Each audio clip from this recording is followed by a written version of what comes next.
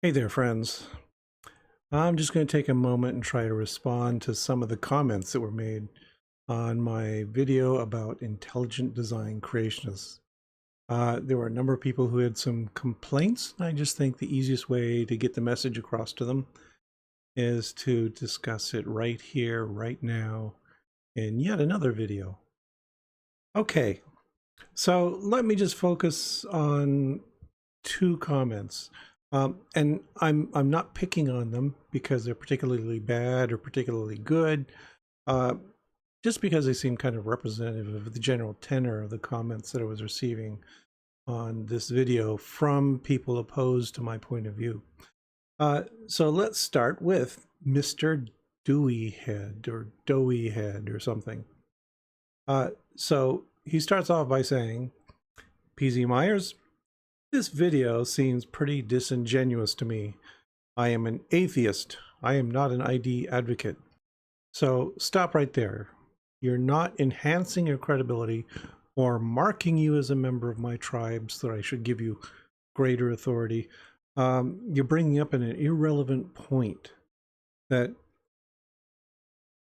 the fact that you are an atheist doesn't mean anything. It means you're right about one thing, just one thing. Just as bringing up that if you were a theist to say that would be telling me that you're wrong about one thing, but not all things. Okay, so cool it with the atheist territory marking. And if you're going to insist on doing it, at least make sure you know how to spell atheist. So he says he's read a few Stephen Myers books from cover to cover, etc., yada, yada. And then he says, ID is clearly defined in his book, and to claim that you've never heard a satisfactory answer is ridiculous. Okay. He says, Myers said nothing about evolution lacking an ability to produce some information. It just can't produce information defined as complex specified information. Okay, that's the nub of the disagreement here, and I'll get to that in a moment. So he says, he quotes a few more things, and he says that sentence is what Myers was talking about when he said information and how intelligence is invariably the cause of it. And then he babbles about atheism some more. Okay, let's break down Mr. Doughy Head's argument. There's 4 points he's making. One is he says that ID is clearly defined. Point 2 is he admits that evolution can produce some information, just not enough information. And 3, evolution cannot produce something specific called complex specified information. So we need to know what that is.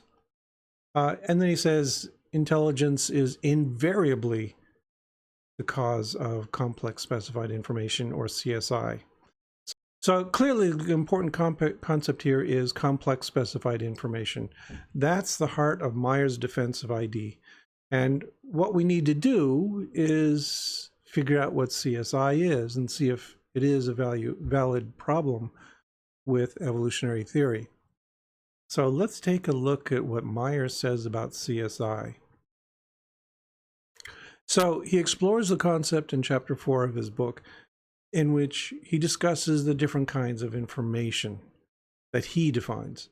And this is an illustration from that book that will hopefully clarify some of these differences. So first of all, he explains that there's one kind of information that's simply called order or redundancy. And it's not very interesting because you just repeat the same pattern over and over and again. And so he doesn't think that design plays a role in that. That's a natural thing. It just emerges. Then there is what he calls mere complexity. This is where you just, for instance, spewed out a random sequence of letters. It's not interesting. It's not designed. One example that I gave in my previous video was that field of rocks, where I showed you this river of rocks in Russia and argued that, no, you're not going to say that those are individually placed by an intelligent designer. And Meyer would agree. Okay, he'd say, no, that's an example of mere complexity, that those rocks were not positioned intelligently. They're just there. Okay, then there is specified complexity. This is where it gets interesting. So we're looking at a variable series such as the words time and tide, wait for no man. So it has complexity. It's a number of letters, specific order, so it's complex. But it also has meaning because it maps to words in English. So it has a coherent relationship to our language and to our brains. So that's fine. He also thinks that cellular proteins belong here because they are functional. And in fact, he in several places equates specified information to functional sequences. So they do something useful in the cell. That's sufficient to say that they were designed. I think the important point here is that these sequences do map to a prior pattern, whether it's an English phrase or it's fitting into a biochemical pathway. I think that what they're getting at is that there had to have been some sort of prior pattern that imposed this sequence on them to make them fit a particular functional role, like the words in the English sentence or like the sequence of amino acids in a protein. And if you give it that preconception, then yeah, it sort of makes sense that this would be a low probability event that just by random chance you would generate the phrase time and tide, wait for no man. I agree completely with him there. So far so good. Except unfortunately for a couple of small problems. The existence of that prior pattern is undemonstrated. Okay, show me an example of a blueprint as a specification template, and then you've got me. For instance, go to the moon, find bronze tablets with the mouse genomic sequence etched on them, and that they're 1 billion years old, then there would be no ambiguity at all. I would say, yeah, you have just proven to me that there was a prior specification for mice that was generated a long time ago, and that presumably this was how mice were created, is following the sequence in this template. Okay, I know that's an improbable example, but that's the kind of thing that would sway me. If you saw some prior blueprint that you found somewhere that showed that the specification preceded the instance of the organism. In the absence of that kind of blueprint, though, I'm going to be unpersuaded. The existence of that blueprint is the point in question. So you're going to have to dig that up and show it to me. So another point is that Meyer argues that all you need to do to demonstrate that the sequence was created, was designed, is it has functionality. But we know that evolutionary processes can generate functional sequences as well. So you haven't determined a method for discriminating between the two hypotheses. So that's not very good at all. Another fact is that, for instance, you can generate random sequences of peptides or random sequences of nucleotides, and then you can assay them for functionality. So, you know, a random pool of dipeptides, for instance, will have some catalytic activity. It may be weak, but it'll be there, and it's measurable and can be discriminated and tested. And we know in that case exactly how the sequence was generated. It was not by design. It was by random chance. So look at this sequence and you tell me, can you determine ahead of time, before I tell you, whether this is just an example of order, because there's a couple of repeated amino acids in that sequence, a couple of repeated letters, or is it an example of mere information, because it apparently doesn't have any functionality and is just a random sequence? Or is an example of specified information? Did somebody sit down and design that to fulfill a particular function? Yeah, we should have a little clock. It's like, now you can think. No, okay, we'll just go ahead and tell you. What it is a random peptide, a 12-mer, that was generated in a random phage library and was then tested to see what it would bind. And this analysis showed that this particular sequence of 12 amino acids specifically binds to naphthalene, not to anything else. Well, at least not anything else that they tested. So what they've got is a method to generate completely random noisy signals and then run them over a screen, and then you can figure out what functionality they have. So this is an example of complex specified information, apparently, because it's functional. It has a function. But at the same time, we know exactly how it was generated. It was not designed. It was built by random processes. So in this case, we've just effectively disproved Meyer's assertion that the only way to generate functional information is by design. Okay, another point. So Mr. Doughyhead was complaining that I accused intelligent design of being poorly defined, at least as Meyer presented it in the signature in the cell.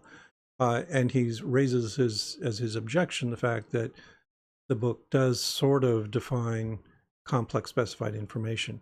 But what I would say is that no, just asserting that it corresponds to some category of information which you have not demonstrated to exist, and that in particular you have not demonstrated to have a particular kind of origin, is a pretty fuzzy way to define something. When I say there is no useful information here, what I mean is that Meyer has not provided any kind of function to distinguish CSI from generic information, whatever that is, from mere information. That we have no protocol, no algorithm, nothing that we can apply to determine a priori whether a particular sequence is information rich or just junk. And that's what he's got to do. He's got to give us that tool. And in the absence of that, since CSI is the very heart of his argument, I can say intelligent design is vague, undefined, and poorly demonstrated in this book.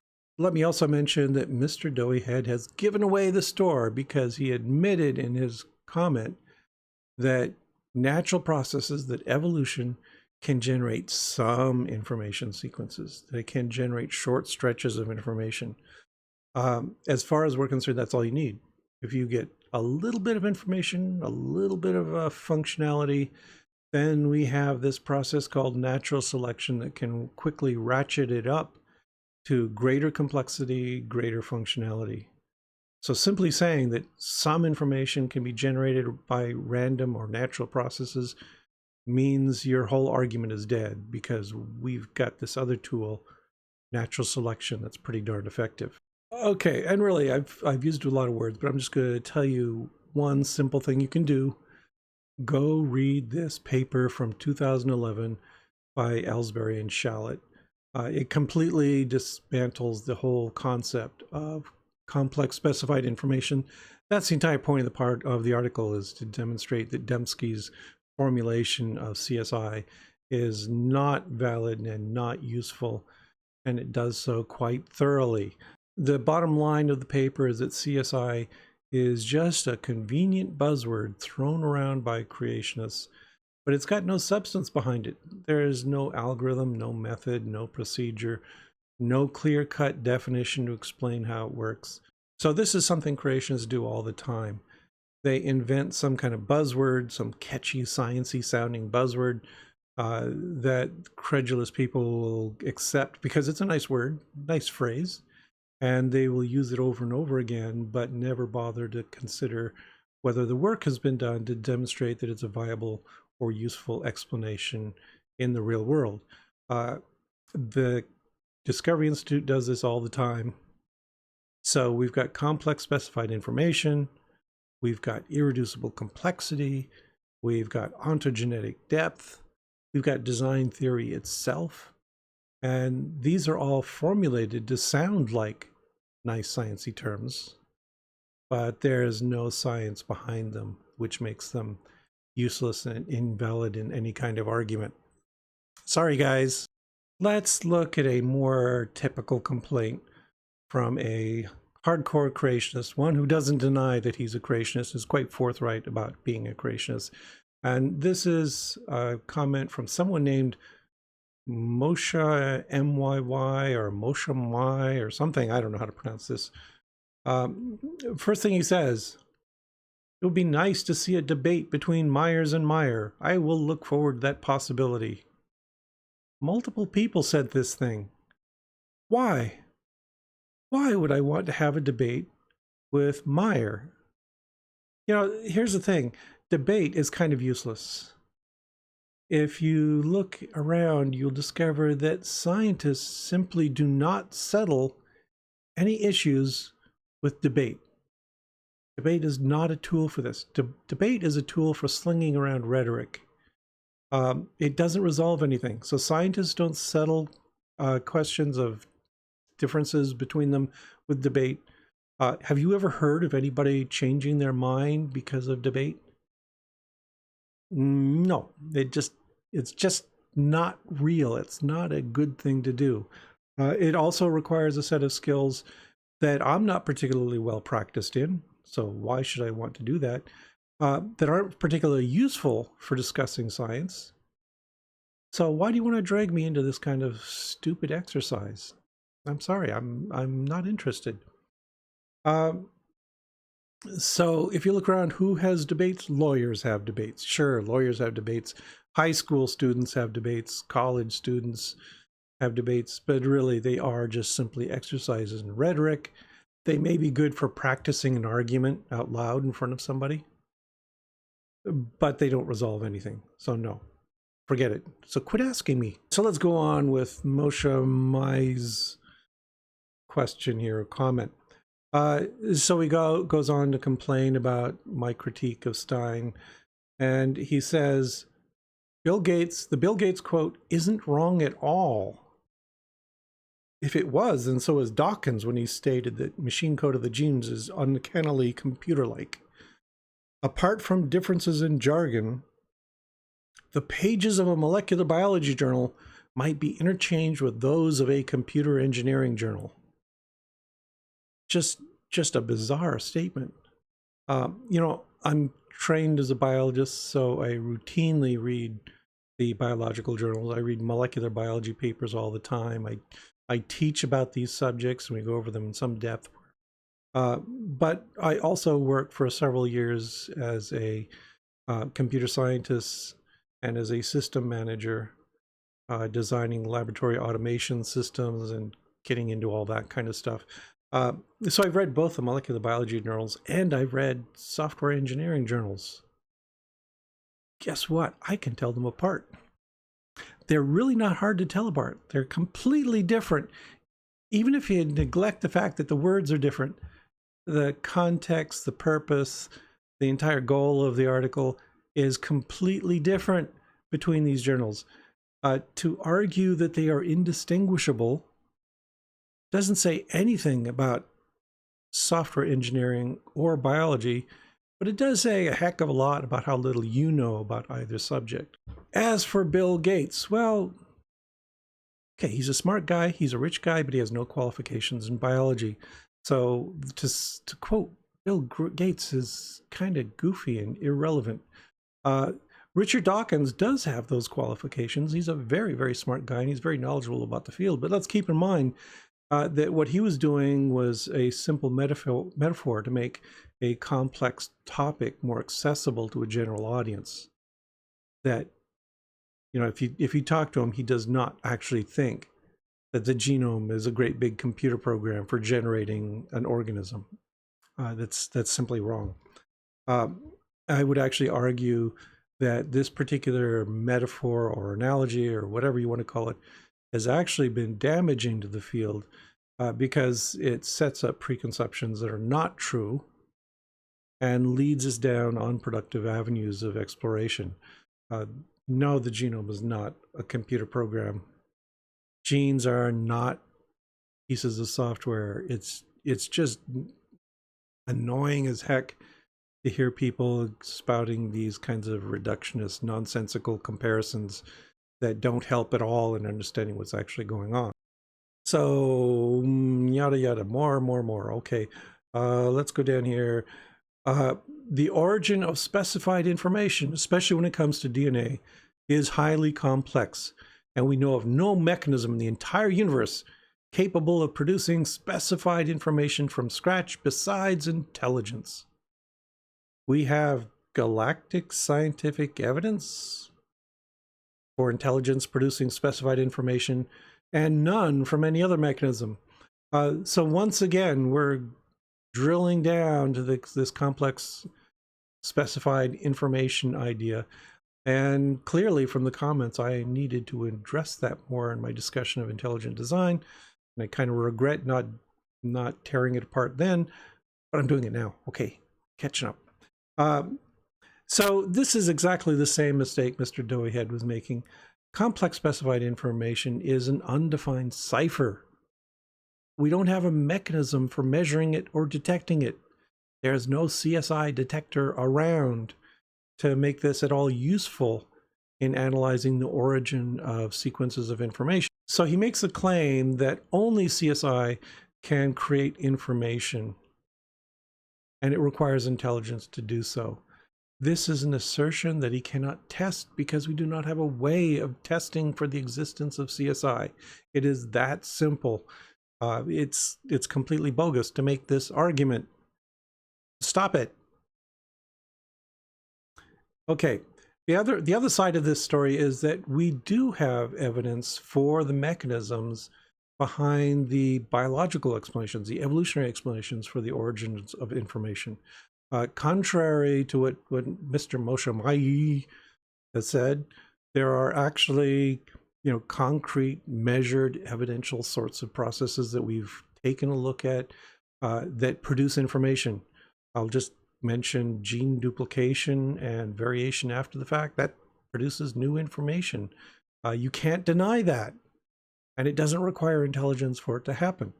So you don't get to simply declare that the evidence doesn't count because of your untestable hypothesis. The evidence comes first. That's the priority. To say that your hypothesis takes priority over what we've seen is doing science exactly backwards. It's wrong, okay? Oh, let's see if he says something intelligent in this. And he does. I'll just mention that near the end of this he does say something that I think is a really good question. He says, I wonder what would convince evolutionists of biological design made by intelligence, and how would that compare to the awesome designs we see in nature?